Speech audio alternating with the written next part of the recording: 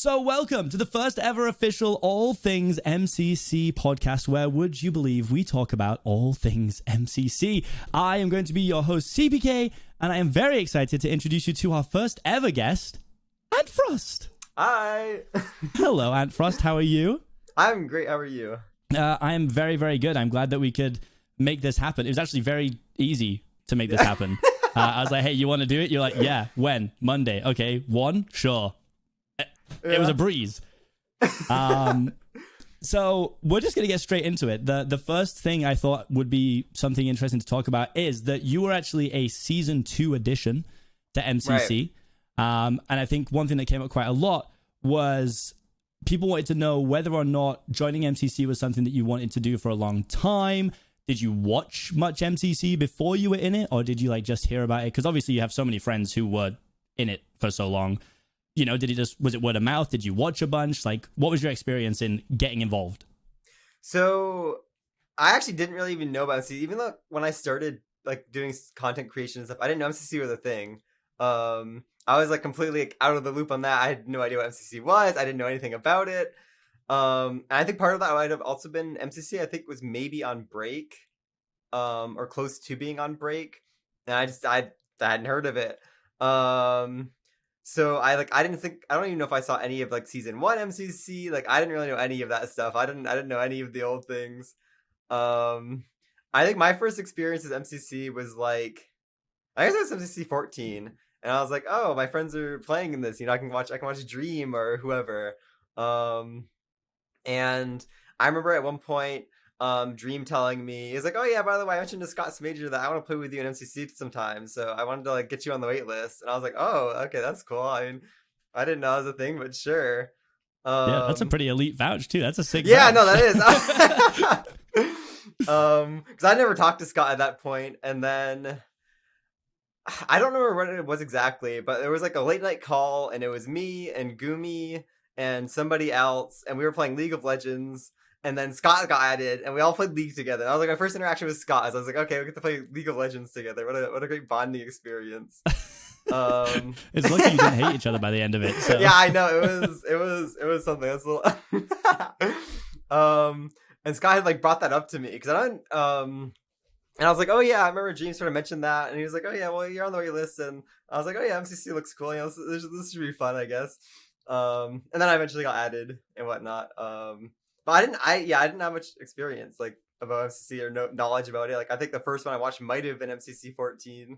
So I was sort of a newbie.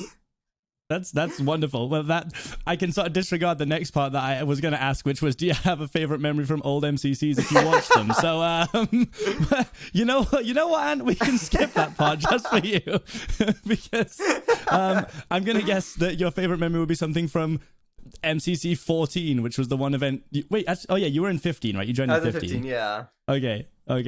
That's fine. That makes a lot of sense. But I have got to say, I am super excited to have you on because you might actually be the only person who sweats things like VOD reviews and analysis as much as I do, barring maybe H-Bomb with Sands of Time. But that's just not my expertise, so I just stay away. And I really wondered, because I want to know kind of for myself too, what attracts you to that style of content? I know you do it a lot on stream, which is also how I do it. And do you just find that kind of content fun, or is it a genuine desire to improve from watching, or a mix of the two? I think it's a mix of both. I think it is fun, for me to go back and watch and say, okay, this person did this thing and that worked for them, and this person didn't do this.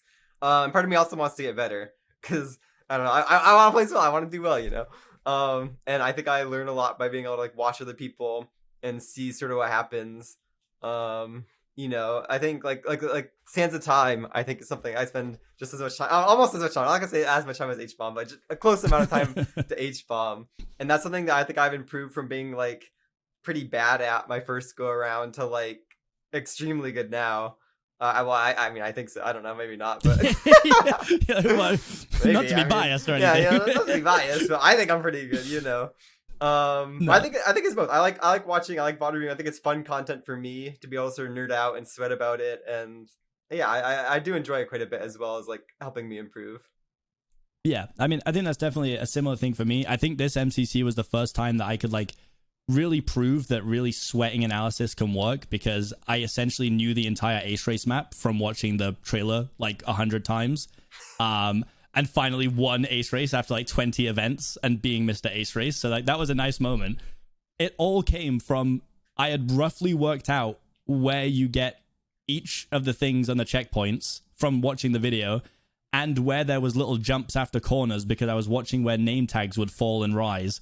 So like I definitely went in there with like some level of like hyper awareness. And I think it's a similar thing for me, is like I love doing the same thing. Like analysis content's really fun. I mean, I built All Things MCC, was originally called MCC Analysis and History, like way back when it started, and I would just sit and be like, how did Sapnap become the #1 battle box player?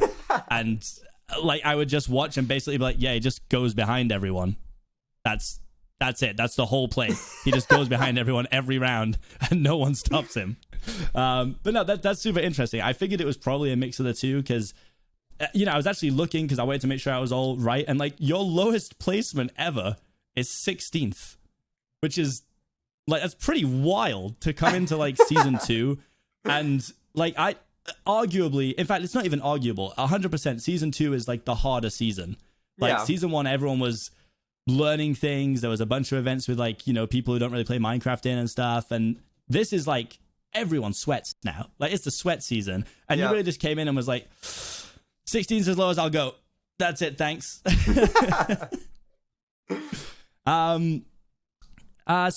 I think that a lot of people know the general process now of like how people get into MCC, how you apply. Scott made the video showing like how he picks teams, etc. So I was curious, and this is not something, again, you have to answer. Right. But everyone knows you can put a name down, and it's not guaranteed, but you can put a name down. And I was wondering, like, whether that's something that you frequently do, or whether you're just happy to be basically like in the event with anyone. Because when I was checking, pretty much the only recurring teammate you've ever had is 5UP. You've had so many different teammates based on the number of events you've been in. It's actually wild. So I was just wondering whether it was just Scott knows you're friends with certain people, so he's like, oh, you're friends with 5UP, go with 5UP. Or whether or not you put certain people down on occasion. I think I put somebody down like every MCC except for maybe like the very first one that I was in. And at that point, like I remember Scott messaged me, and he was like, hey, it's your first MCC. I want to put you on a team with me. And then 5UP was on our team, and then I think it was Wisp. So he sort of like laid out the team. I was like, okay, I don't care. I'm just happy to play. I'll take whoever. Yeah. And then after that, I'm pretty sure every MCC I had wrote like somebody down. Okay. Afterwards, I don't know. That doesn't mean I always worked out. A lot of the times when I wrote people down, like one of us just wouldn't be in. For the most part, which is just like unlucky, I guess. I think in MCC 18 I wrote puns down, and we did get to play together. Okay, that's cool. And I think I wrote you down for MCC. Didn't we write each other down once or twice? Yeah, wasn't it 20? 20? I want to say it was around 20. Yeah. But yeah, it never happened. So it's got to happen at some point. Yeah. But we might be getting too good now, though. I don't know. I'm getting a little worried now. I'm like, oh, I have so many friends that are like sweaty that I want to play with, but I don't know if I can team with them anymore. Like, I think I just got the official notice from Scott yesterday that I'm no longer allowed S tiers ever again. That's it. He told me that I was getting, quote, hard to balance, and I was like, oh well, there goes any more S tier teammates I think I can have. I will. Yep, Scott. Yeah. Scott says the better you get, the easier it is to bench you. That was his exact words to me. So yeah, that seems feels good, right. dude. We're gonna be bench warming a whole bunch of events for the rest of this season. But I'm happy with like the teams that I've gotten in terms of people. Like, I've met so many people through MCC that I don't think I would have ever maybe interacted with otherwise, or gotten to like play Minecraft competitively with otherwise. Like, I think besides Pop, I don't think I've had a repeat teammate, which has been awesome. No. Which is that's like wild too, because there's quite a few people who have like very frequently repeating teammates. Like there's kind of like the Wilbur Rambo Filza collective, right, where they kind of usually have at least two of them being in a similar team. Whereas I'm like very similar to you. Like I would put down people occasionally, but like I just like to be in the event, man. Like I don't really mind who's on my team. Sure, I'm definitely there for the competitive side. I definitely love to play to win. I'm always going to be disappointed when I don't. There's no way to sugarcoat it. But also, if you're just on a team that's like super fun, then, you know, you can go into it with that exact mindset of like, this is going to be a blast. Let's just enjoy the next 2.5 hours. And, you know, you definitely still have fun either way, I think, anyway. Oh, 100%. Like, MCC alone is so much fun no matter who you're playing with, I feel like, or at least for me. It's like, I don't really care who I get put with. As long as I can play it, I'll have a good time, you know, no matter where I place or anything.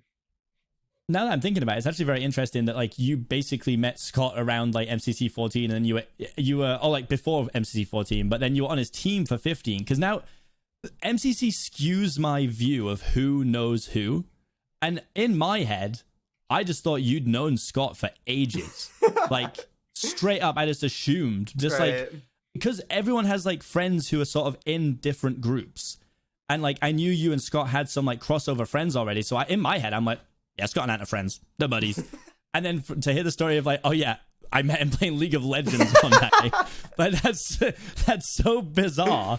And then, you know, that's your first teammate. And I think, like you said, it's so cool.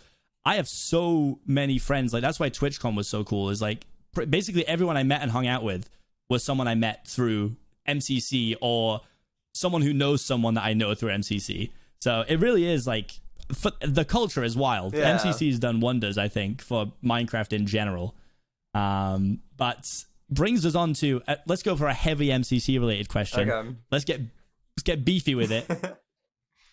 Favorite and least favorite games and why, and one of each. See, I want detailed explanations. I have 4 games that are coming to mind, 2 per like thing. Ooh. For favorite game right now, I mean, Sands of Time is just up there. That's just like arguably the best game.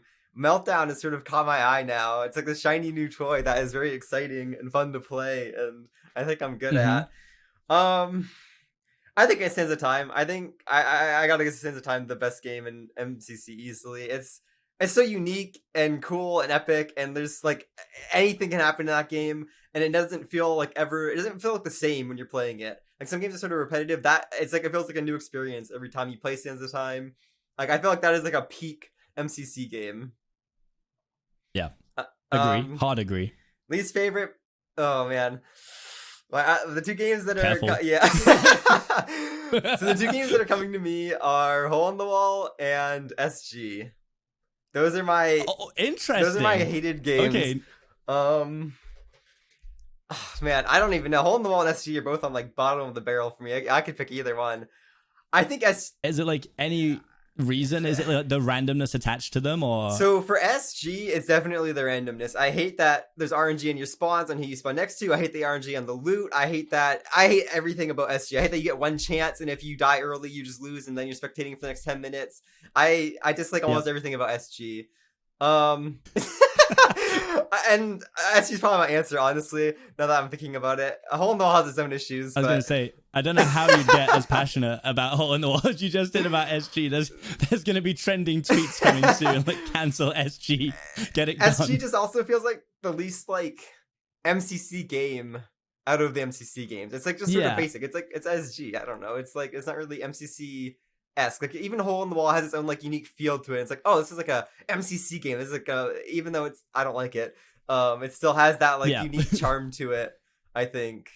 Whereas SG is just SG.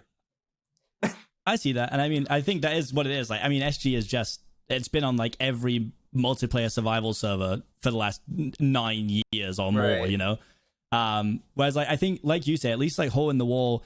I know Hole in the Wall as a concept isn't the Nox Cruise, but like they did make the super Hole in the Wall map like, well, who knows when, like 7 years ago, 8 years ago maybe. So like it still feels a little more like a Nox Crew game, like an MCC game, because they've done something like it before. So yeah, no, I think fully valid. Like SG is like a necessary evil, I guess. Like it's one of those games that's easy to understand. Like for new players, you come in, you know the Hunger Games, like you know how it works, right? Whereas like Hole in the Wall, I can't imagine. I don't even remember what my first time playing that was like. but I bet it was hell. Yeah. I bet it was awful. Now I love it because I'm pretty good at it. So I'm like, my consensus is good at the game, love that game. Bad at the game, hate that game. I think my last 3 SGs. Well, also, I guess it probably didn't help in the beginning. My SGs were terrible. I had like abysmal luck. Either I would like the first time I trolled, the like next 3 times it was always just me left alone because my team got wiped, and I was just playing survival simulator, running on the edge of the map, and it's like shifting literally on the border. shifting on the border. I would get hunted down by people because I was alone in a free kill, and it just wasn't enjoyable. And even now, like the last 3 that I've done, I've had good placements. I think my team have been like top 3 each time, and I've won one. I even won. I survived till the end and won. I still hate it. And you finished, and you was like, "Yay!" Yeah, hate this game. Hate it. It's just, I don't know. I think that Meltdown has a lot of the same skill sets as SG, and I would advocate for Meltdown to kick SG out. Maybe another PvP game can come in to take the.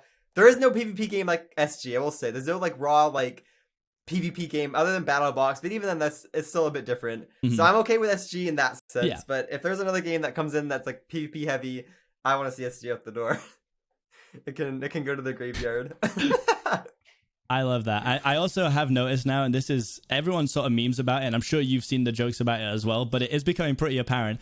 Everyone compares Meltdown to Valorant, and every person I know who sweats Valorant also likes Meltdown. So like I guess that, right? Like I spent the last Meltdown like F5 corner peeking people, like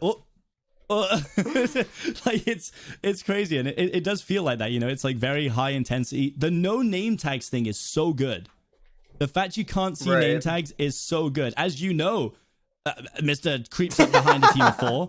Like, it's so intense. Like with a name tag, all it took is someone to catch your name tag and it's over for you. Like, oh, you're in a much worse situation. Whereas like you were in an opportunity where a 1v4 presented itself and you went, yeah, I'll do it. I love Meltdown. You know. I can sing Meltdown's praises like all the time. Like, and like you said about Valorant, I've been telling people that I was like, if you want to be good at Meltdown, play it like it's Valorant. Play it like it's CS:GO. Literally any like battle royale FPS type game, play it like that. Even Fortnite. I always tell people if they didn't know what Valorant was, okay, maybe Fortnite. Just play it like this game, and you will do better. I think. I guess I paid off too. Yeah. No, I agree. It's all fun and games till you see someone like cranking a 90 in Sky Battle, bro. Like I don't need people like sky basing me on Sky Battle. Like, I don't have time for that. Thank heavens for the high border. Yeah, actually, that would be horrible. So in regards to specifically the last MCC, which you ended up being in, which was a wonderful surprise, big boots to fill. Huge boots to fill. Illumina's about as good a player as you can replace. So, but clearly thrive under pressure. I think you got a placement that is absolutely roundabout where Illumina would have placed. So, great job on that. Was there any big upsets or like big differences versus what you thought would happen in the event that did happen? Now, obviously there were some subs, so like we were predicting super low, and you know, to be fair, like some of it was like, are we going to be good at X amount of games? Every other team had an S tier, but we also had Ethan, who like doesn't play Minecraft, so like it made a lot of sense.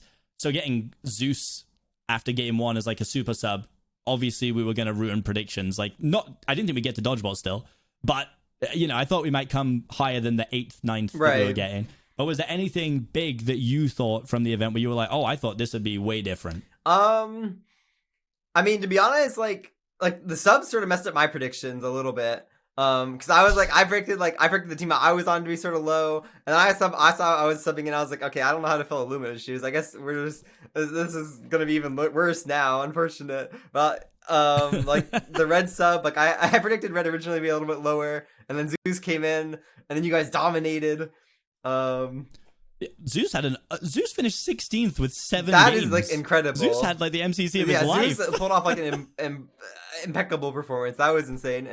I think my one prediction that was like, whoa, this is like crazy this happened with Cyan. Like I had them like guaranteed top 2. I was like, purple Cyan, dodgeball, it's over. You know, that's wraps. And they ended up, I think, in 9th or something. Which no, definitely a big shocker, because I remember when I was like talking to Scott about like the teams in general, and I was like, hey, Scott, like, I see what you've done there, man. I was like, that's a subtle beast team. Like, people are gonna sleep on it. But I know, I mean, if that team gets build mod, maybe it's a little different. I don't know. But yeah, That's I was true. also really surprised. I thought they'd be like much higher out in that. I think like a build might hurt them, and then I mean honestly, I think a lot of it maybe just came down to like game day performance, and sometimes you just miss, sometimes it hits. Like I know I had a terrible performance in 21, and it just happens sometimes. You know, sometimes you underperform, sometimes things don't go your way, which I guess is what happened there. But yeah, no, that was definitely like the big shocker for me, I think. Yeah, I think that's something that people forget about, and I see it a lot in like analysis, especially like post analysis. So like, I've seen a few people who were analyzing specifically my VOD since then, because it was, you know, not a, I guess I can't even say it was like an outlier performance now, because I'm actually doing pretty well this season. But like, I think it was definitely a performance where people were shocked that I did so well. So like, quite a few people have been VOD reviewing it, and I love watching back other people's analysis of me, because then I'm like, oh, I can take that on board. That's great. But I think what a lot of people forget is it's so much easier to analyze the content after it's done. When you are in that moment and like you're trying to fathom what to do. I watched back my own SG when we got rushed in a house by Blue. There was me and Tommy, no way out.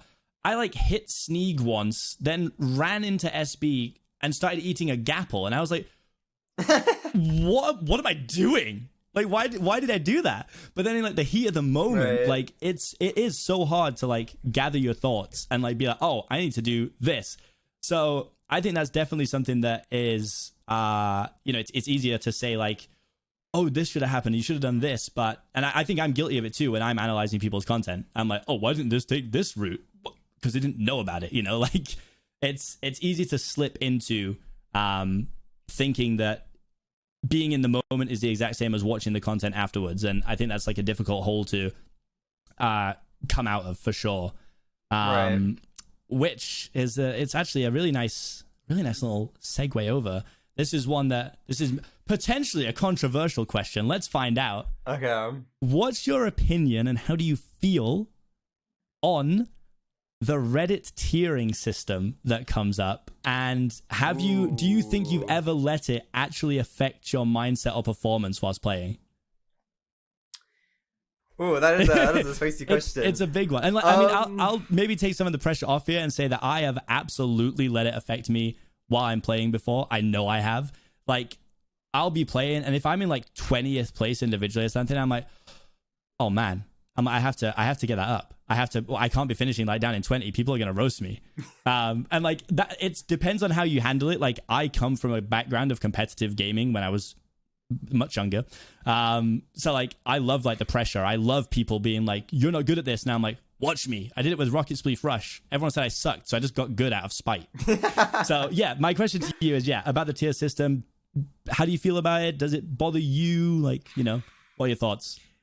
I think the tier system, I have mixed feelings on it. Sometimes I'll be like, oh, it's fine, it's whatever. And other times I'm like, oh, this just puts so much pressure on people, and it can make people feel bad. And I know I've been affected by it. Like, in terms of like, when I'll be playing, I'm like, oh, what am I doing down here in like 20th? What's happening right now? I gotta get this up. This is disappointing. And like you said, like, I think I'm super competitive, so I want to do well. And I like seeing people say, oh, this person's, I guess, well, I'm bad at a certain game. And I'm like, oh, okay, F you. I'm now going to do incredibly good at this game now, just to show you that I am good at this game.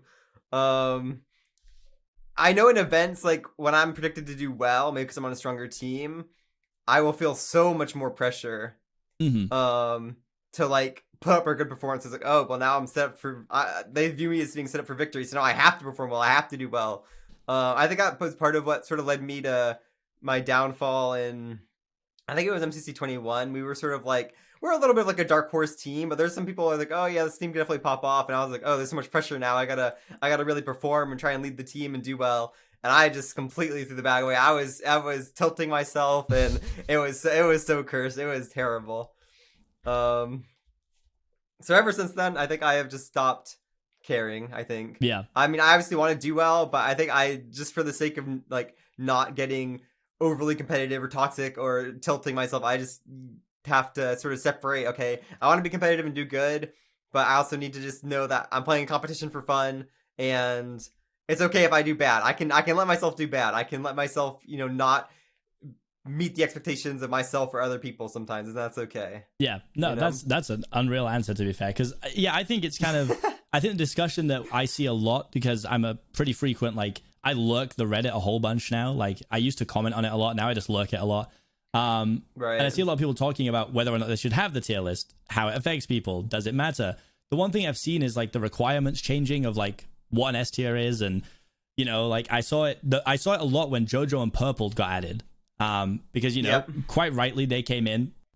I think everyone knew they were going to be pop-off players. Like, I knew, especially, like, I knew Purple was an absolute, like, fiend. I didn't know, like, I knew JoJo was good, but I didn't know how good. I played against Purple and stuff before, and, you know, the guy just rolled me. So, like, I knew Purple was coming in as, like, an absolute beast. And then after, like, 2 events, there was, like, arguments on the Reddit of, like, should they be S tier or not? And I'm like, Right. the only tier system that really deep down matters is the tier system in Scott Major's head, where Scott decides how good someone is and whether or not they can team with X people, because otherwise it literally doesn't matter. Like, Yeah. I don't mind the tier list. Like, it doesn't bother me to see where people place me. But at the same time, I've been on a big improvement arc because I just like competition, and I can understand why you wouldn't want to see yourself being slapped in like D tier, and you're like, oh, dope, super cool, you know? Right. So, like, I feel like it's hard to discuss that. And I struggle sometimes because I have to talk about the whole team when I do analysis videos, and like when I talk about predictions for events.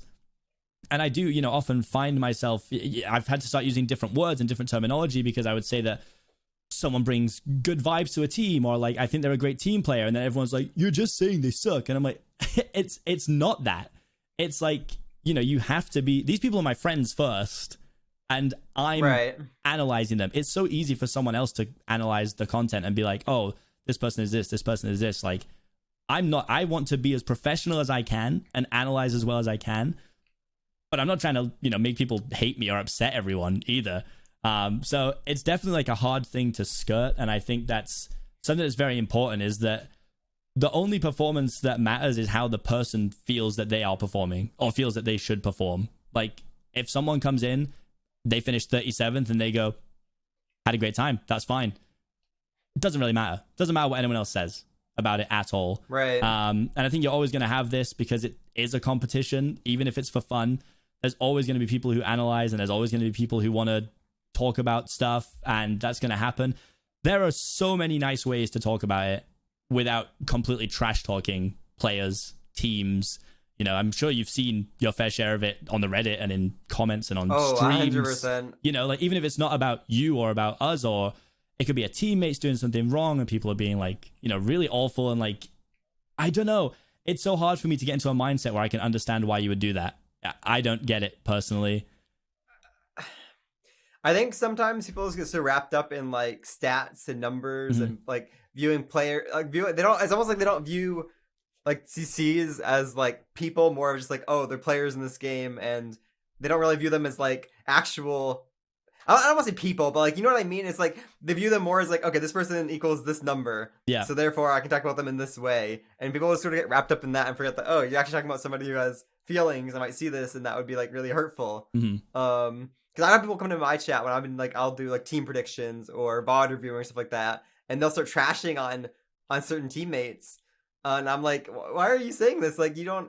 This is so rude. You don't. There's so many nicer ways you could have said what you just said, or they'll straight up call people trash. Yeah. And that's like, that's just toxic. That's not right. I think everybody brings something to a team, and yeah, not everybody. Obviously, it's a competition. Not everybody's gonna perform at 3K coins an event. Yeah. Some people have bad events. Some people just play for fun. It is what it is. But like, everybody, I think, brings something to a team, and I think people should recognize, what a person brings to the team, other than just saying, they're a good support player. That's something that's thrown around a lot. Yeah. Oh no, There's for been a lot sure. of I mean, discourse I about that. 100% too. I've absolutely said that someone's a good support player without a doubt in my mind. I know I've done it.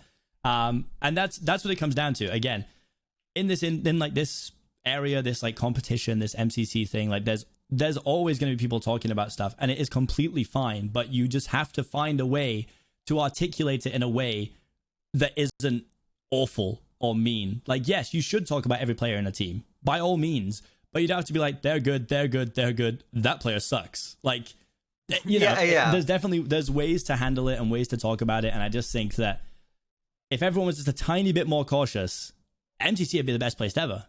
The Reddit would be thriving. I mean, it's actually about to say 100,000 people, I think, which is wacky to think. It's the first Reddit I ever joined. Really? Yep, I never used Reddit at all until MCC, and I was like, I'm gonna get it. I'm gonna get Reddit and use it. Maybe it's just because I'm like an old man now, so I was like, Reddit.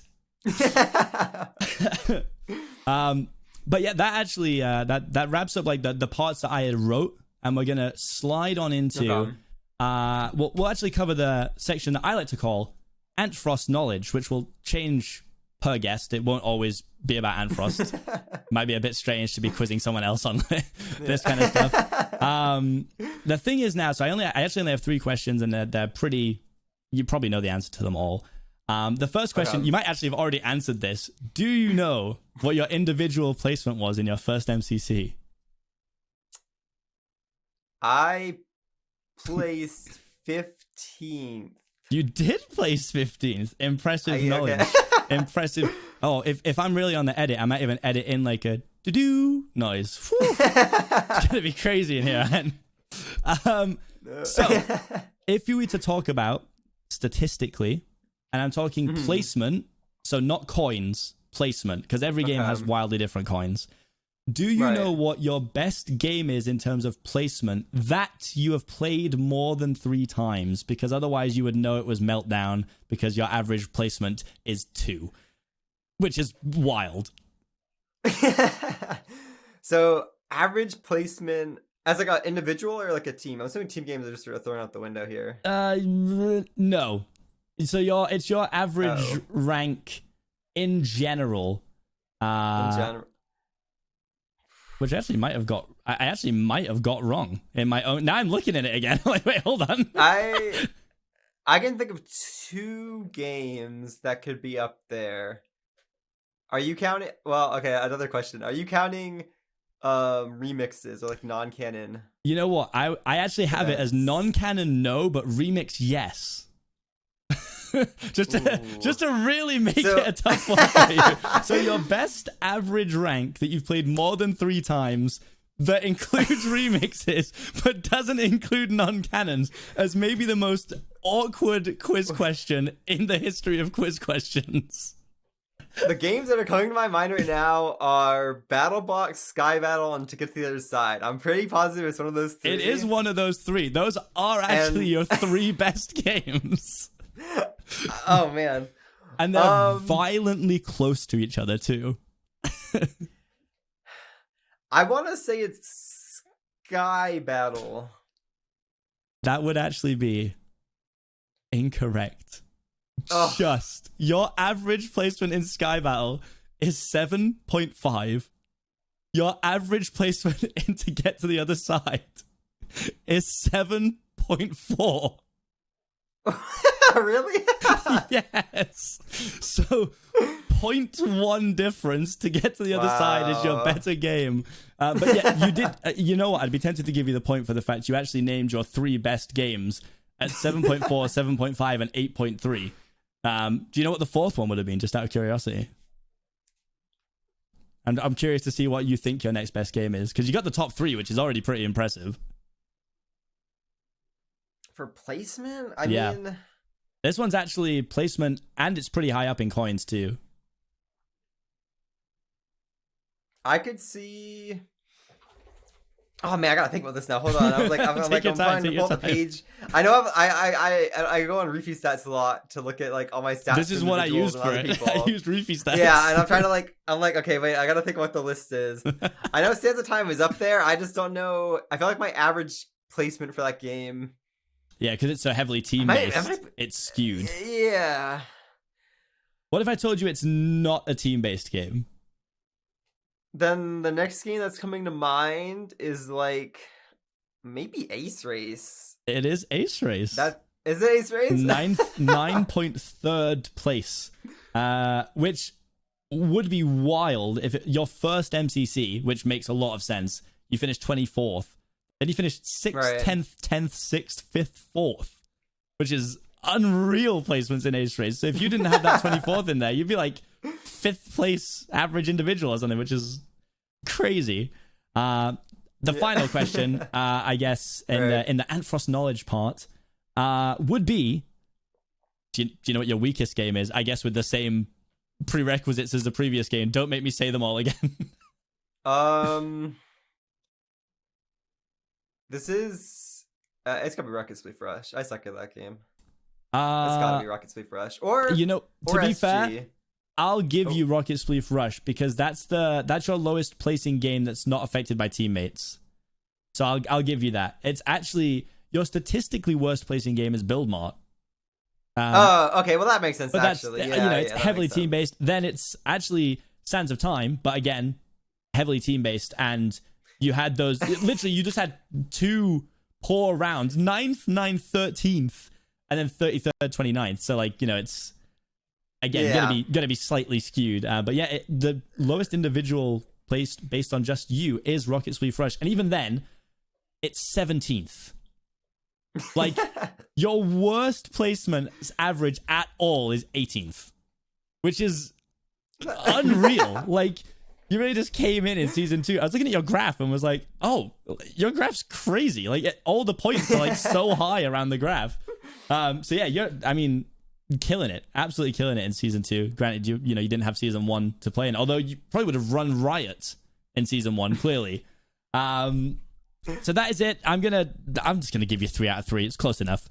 You named your top 3 games, which is very impressive to me. Also, for your best game, I wrote Battlebox, which I instantly saw wasn't correct when I looked at the screen. So I don't know how that happened because I wrote that 4 minutes before we started this. So I don't know how I got it so wrong, but I did. We're gonna wrap this up with. You'll actually get the final word, but I'm gonna give you over to some viewer questions. One of which is actually a pretty hefty one. And I'm very curious to hear your thoughts. First one is brought to you from Mia Blacksmith, who said, when you're playing in MCC, do you have a routine to get yourself in the right headspace? Ooh. Curious, because I know it's a big thing in sports, right? Like have like hype up songs or like, go eat a certain meal or so. Do you have that for MCC? I'm trying to think. Sometimes I struggle to even like sleep the night before MCC. Like I go to sleep and then I'll wake up in the middle of the night and I can't go back to sleep. Yeah. So I'll be up at like 5 or 6 in the morning struggling. I guess that's maybe part of the routine. I don't know. Part of my routine, get a terrible night's sleep. I don't know if I have that much of a routine. I think I get nervous sometimes before. So I try to okay, let me get into my set routine of I'll make breakfast, get the shower in, get on and do some practice to sort of get the rust off, warm up. Mm-hmm. Maybe I'll listen to some hype songs for sure. Get that, get the mood going. And then I think it helps. I think the one thing that does help me is if I can talk to my team beforehand and just or even I'll talk to my brothers when I was like, okay, here's the strategies for this and this game. Like just strategizing and figuring out plans, I think is something that helps me a lot actually. Okay. Beforehand, yeah. That's a pretty relaxed one. Just have some food, get some stuff. One thing that always blows my mind and I forget, and it's because time zones exist, is I played, obviously the last one was with Shovel, and right. I guess it's sort of the same thing for you. It's the start of your day really. MCC's at midday on West Coast, right? So I'm wrapping up. When MCC's done, bro, it's 11 p.m. and I'm it's time for me to get a little snack and go to bed, dude. I'm done. And then Shelby's yeah, I'm going for a McDonald's. I'm oh, yeah. And that's so weird because you're having your breakfast before MCC and I'm literally having my last meal of the day before MCC. And that's just so, I would love to know if if an American spent time in the UK, would it affect their placement in MCC? If they played for 4 MCCs from the UK, would they place differently because they were playing at nighttime versus when they were playing in the daytime? There's no way to test it really without making someone live here, which I wouldn't force people to do. But it's just such an interesting thought to me. Is you're playing the first thing you'll do in the day really is MCC, whereas it's the last thing I do in the day. So it's just an interesting parallel that I almost feel that would throw me off. I think be it what end of the day. I had to play at night. Yeah.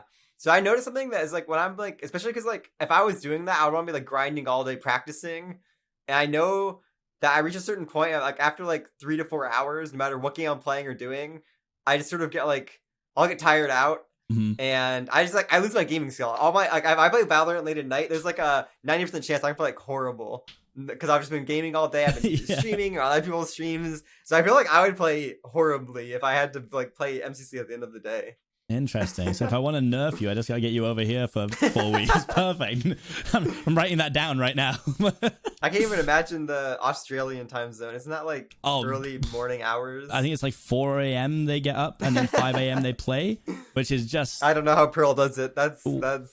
No, we gotta give a shout out to the Australian and like the Asian viewers who are getting up at 3 a.m. to watch MCC. Like that's a grind that I can never imagine. Next question comes from again, I'm gonna butcher so many names when I do this now. I want to say Carl was one. If you could change any game, what would it be and how would you change it? SG, get it out. Yeah, I say SG. Yeah, SG. How would I change I've actually gone it? on multiple rants on SG and how to, in my eyes, you could at least somewhat fix SG. I've probably given this rant 5 or 6 times, so I'll give it again. So I think my main issue with SG is like all the RNG, right? Like you have RNG spawn. Sometimes you'll spawn in between 2 PvP teams that are just going to run you down off spawn. Sometimes you're the team running people off spawn. That sort of affects where you can go to loot. Because maybe one part of the map has a really good loot, but well, you're on the opposite side of the spawn there, so you're not going there. The items you get in a chest. I saw somebody pull out full iron with 17 arrows in one chest. That's a punk chest. That's what I've heard. Yeah, that was called, a punk chest. And that to me is insane because in my first MCCs, that alone is more gear than I've gotten in my first 3 SGs combined, which is insane to me. So my fix to that would be no more iron stuff in regular chests. You have to get that from an airdrop. You can only get leather and like chainmail armor at max. Enchanting stuff, airdrop. Honestly, anything that's like OP or like strong, you get from like an airdrop. Like instant damage 2 potions, airdrop. I'll be okay with like, instant damage 1 and regular arrows here and there. Maybe a bow or crossbow. But generally speaking, like just stone weapons. I think that would balance out a lot of the game in terms of like fighting early on, so you're not getting steamrolled by a team that got full iron while your team's in leather still. I think I'd make airdrops a lot more contested because I can get an iron set from this airdrop, or I can get really good weapons, really good gear from this. So now all the teams sort of come together to fight for that. Which I think that would be a big fix. They tried to do it with the coins, and then it just turns out really no one cares about them. I mean, obviously, if it's like a 2.5 3 times multiplier. Sure, it's unreal. I think like 600 coins or something if you break one airdrop. That's going to cause a bit of a scrap. But I mean, I was watching back, I think it was Punz's POV of the last one. I think Punz and his team were fighting someone, and someone was just stood at the back just mining the airdrop. Like, there was like, oh, it's fine. Nothing's going to happen. It's too early in the game. No one's going to fight each other, like to the point where it's going to be so bad. So I agree. That could be that could be good changes, to be fair, because there is nothing worse than... Yeah, you see a team 45 seconds in, and then there's like, you look around, Fruitberries is stood in full iron, and you're like, oh, I'm dead.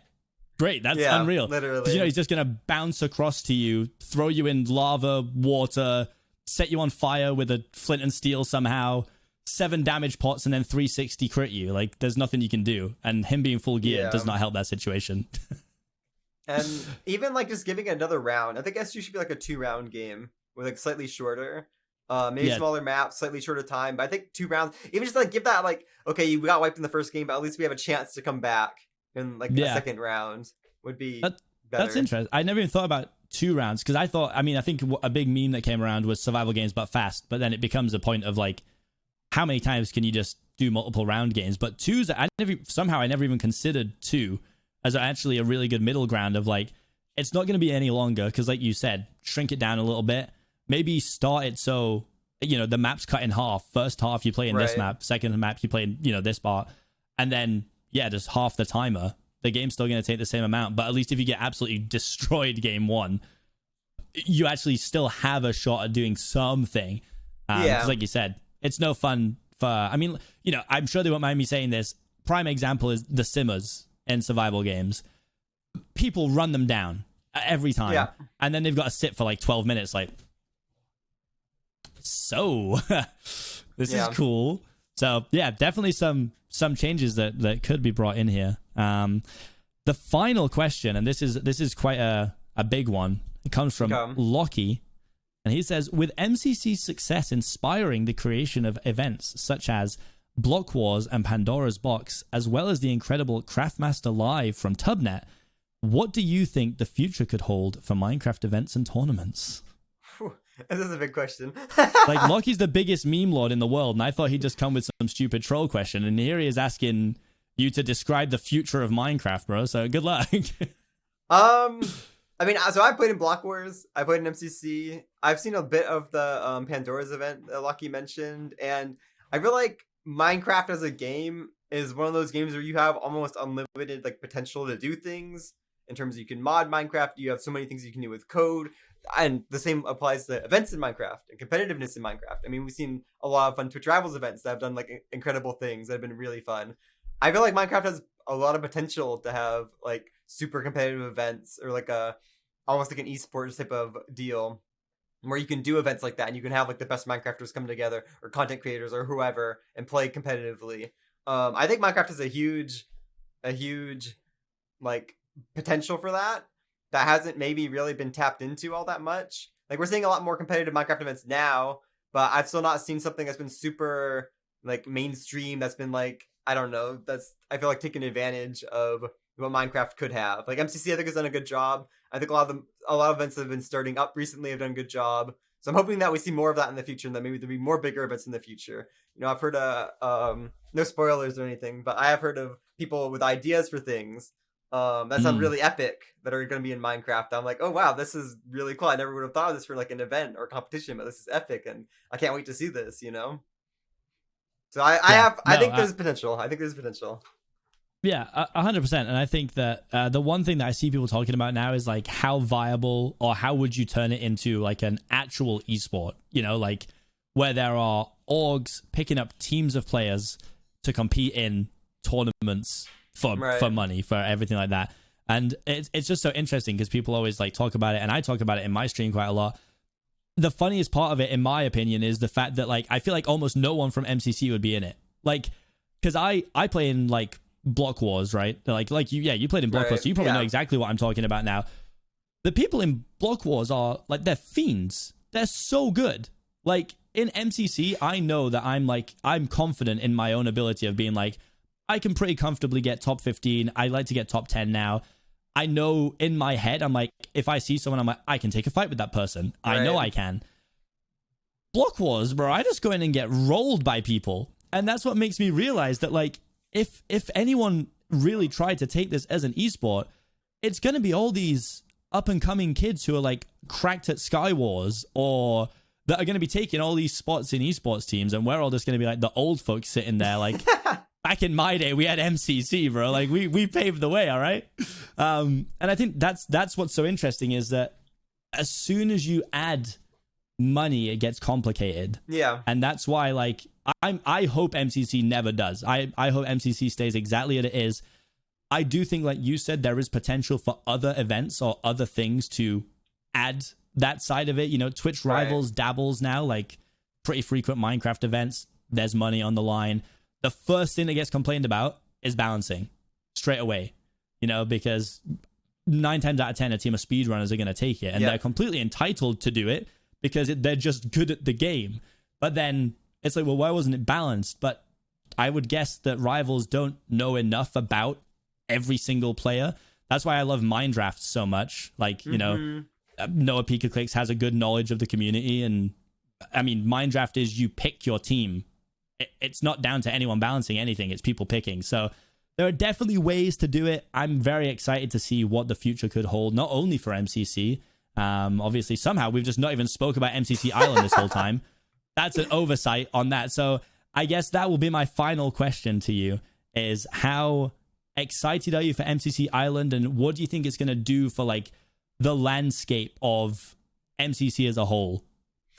I'm so excited for MCC Island. As soon as I like even had a hint that could be a thing, I was like, oh, this is so exciting. I can't wait to play this. This is going to be so epic. I'll finally get to like play MCC related games with friends that like aren't in MCC. I am over the moon. Like, I cannot wait to be on that server and playing with friends and grinding it out. I'm so excited for that. I think the MCC Island definitely. I hope that it draws in like a pretty big audience, like maybe outside of what MCC already has. people, oh, this is a fun server. Oh, these games are fun. Maybe I'll watch content creators play it, or watch the actual event now. I think that there's potential for that. I think the server itself is getting pretty hype. Like, I think that, everybody wants to play the MCC games, and you can't really find them anywhere. So, like, I think that alone is, massively hype. I think that I'm curious to see how people are going to improve in MCC from practicing on MCC Island. I think that, the games do look different a bit. And I'm assuming the maps on there probably aren't going to get reused, like Sky Battle maps, just because, that would be a little unfair, if we could just grind it out 12 hours a day and then show up like, oh, I know this one. But I predict that I think if anybody's like spends their practices on that, I think that they will improve, regardless of how maybe different the games are. I think just being able to play against other people, especially people who are better than you, I think that's the best way to learn, is playing against people who are better than you, which I think you'll be able to do a lot on that server. And just even practicing like core mechanics and stuff. I think there will be a lot of improvement on people who want to sweat it out and practice and try, which will be me probably. I was gonna say, like we're sitting here saying like this isn't us. Like, if you don't think I'm playing to get to the other side like 8 hours a day, bro, like you don't even know what's coming. Like, I can't wait for them to. I'm pretty sure they've announced it is gonna be in it. That's not a launch, but when Ace Race launches on that server, it's gonna stress me out not being number one all the time. Like, because obviously I hold it down on the practice server, so I've got like a reputation to uphold. All right, so I'm gonna be on there like 12 hours a day, just like sobbing to myself, like my fingers bleeding from pressing the keys 12 hours a day. I'm not gonna let it go. But yeah, I think it's gonna be unreal. I'm super excited. I'm actually really excited for Nox Crew to actually be able to make some money back too, because I already said, like, I'm gonna buy out everything that is on that cosmetic store, whatever's in there. Like, first of all, the reason this podcast exists is because of MCC. The reason All Things MCC exists is because of MCC. So, there was a big joke when I did the admin stream in MCC 17 where Noxite said, isn't it funny that you make more money from this event than we do? And I was like, I didn't really think about that. Yes, funny and also sad now that you've mentioned it. So, I'm really excited to be able to help them out, and I hope other people are going to, see it that way too, that they've been making this for free for 2 years and they have to find a way to, get something out of it. So I'm super excited for MCC Island. I really can't wait. I think, like you said, it's going to change sort of the landscape of practicing. I think the practice server's probably going to relatively die out. I think it'll remain there for, little bits. Like, sure, people are going to go on there and do Parkour Warrior occasionally, but I think as a general, people are going to go, oh, we should practice. Let's head on MCC Island. Like, so I'm super excited. Antfrost, I cannot thank you enough for joining me. First official guest on the All Things MCC podcast.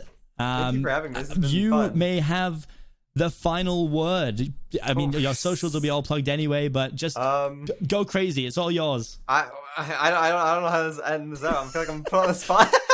I'm putting you on the spot now. Like, say anything. Say anything. I don't know. Thank you for having me, I guess. This has been awesome. I was like, when you messaged me about joining this, I was so hyped. I was like, oh my gosh, I get to nerd out about MCC with arguably one of the probably the biggest MCC nerd besides maybe H-Bomb. Yeah, wow. H-Bomb. H-Bomb. I don't know. I don't know how to end this out. No, it's okay. I guess I love to just make it very awkward and put people on the spot. Antfrost, you don't have to say another word. It's okay. I'm coming in to save you from the awkward situation I put you into. Thank you for joining us. Thank you to everyone who hopefully watches this. I have no idea. If all goes well, it's going to be available as a video podcast on YouTube and also on, I guess, every major streaming platform for audio podcasts. Again, go check out Antfrost. He's probably the second biggest MCC nerd after me. Maybe H-Bomb's in there. We're still trying to work out what the leaderboard is. But yeah, definitely check out, the streams, the content, check it all out. Go follow him on Twitter, all that good stuff. And we will see you in the next episode of the All Things MCC podcast, which will be a week before whenever the next MCC is. I think that's the plan. So we'll see you all then. Goodbye.